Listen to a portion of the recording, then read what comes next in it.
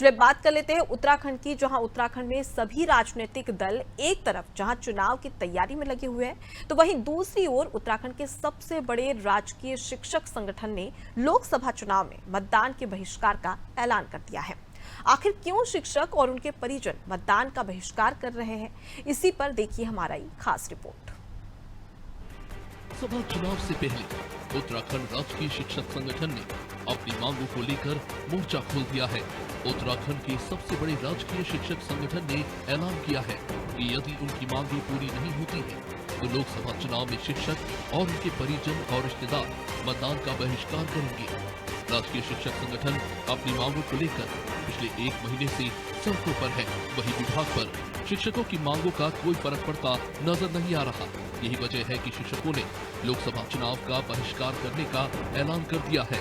संगठन के अध्यक्ष राम सिंह चौहान का कहना है कि शिक्षा मंत्री ने शिक्षकों की मांगों को लेकर जो आश्वासन दिया था, वो आदेशों में तब्दील नहीं हो पाया। इसके बाद शिक्षकों में आक्रोश देखने को मिल रहा है। इसीलिए संगठन अब 6 नवंबर को शिक्षा निदेशालय में तालाबंदी करने जा रहा है और सामूहिक रूप से शिक्षक लोकसभा चुनाव में मतदान न करने को लेकर संकल्प लेंगे। अभी कुछ दिन पूर्व जो आदरणीय हमारी जो अपर मुख्य सचिव हैं कार्मिक राधा रतूड़ी मैम, उनकी अध्यक्षता में एक बैठक हुई थी जिसमें विभिन्न संगठनों ने प्रतिभाग किया था और वहां पर उस नीति के विषय में चर्चा हुई और उसमें लगभग 100% जितने भी हमारे पदाधिकारी ने संगठनों, उन्होंने उसे पूरी असहमति उस पर जताई है।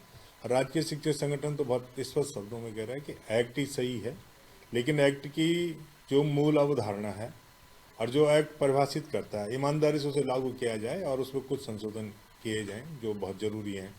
शिक्षकों के मतदान बहिष्कार के ऐलान के बाद बीजेपी की प्रतिक्रिया आई है। भाजपा प्रदेश अध्यक्ष महेंद्र भट्ट का कहना है कि भाजपा की सरकार में कर्मचारियों की मांगों का समाधान हुआ है। जहां तक शिक्षकों के मांग की बात है, तो उनको भी पूरा किया जाएगा। साथ ही उन्होंने कहा कि ऐसा कई बार देखने को मिला कि चुनाव के समय कर्मचारी संगठन सरकार पर दबाव बनाने का काम करते हैं। वही कांग्रेस का कहना है कि ऐसा कोई सगा नहीं है जिसे भाजपा ने ठगा ना हो और शिक्षकों को भी भाजपा ने ठगने का काम किया है। हालांकि शिक्षक मतदान ना करे ये भी सही नहीं है, इसलिए शिक्षा मंत्री को बातचीत करके उनकी मांगों का समाधान करना चाहिए।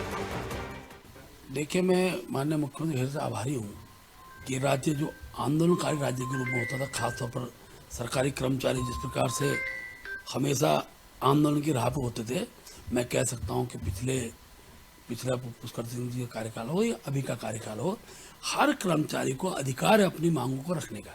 यथासमय उनका समाधान निकला है और कर्मचारी आंदोलन का जो स्वरूप उत्तराखंड में दिखाई देता था, आज वो स्वरूप नहीं है, क्योंकि हम समाधान की ओर बढ़ने वाले राजनीतिक दल के कार्यकर्ता हैं।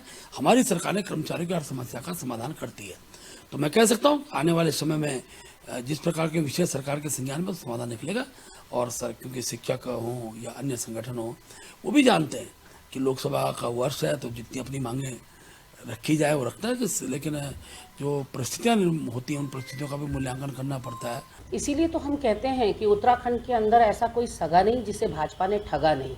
लगातार अपने चुनावी लच्छेदार भाषणों से बड़े बड़े वादे और दावे करने वाली भाजपा सत्ता प्राप्ति के बाद इसी तरह से दूध में से मक्खी की तरह लोगों को निकालती है, जिस तरह से आज शिक्षकों को निकाल रखा है।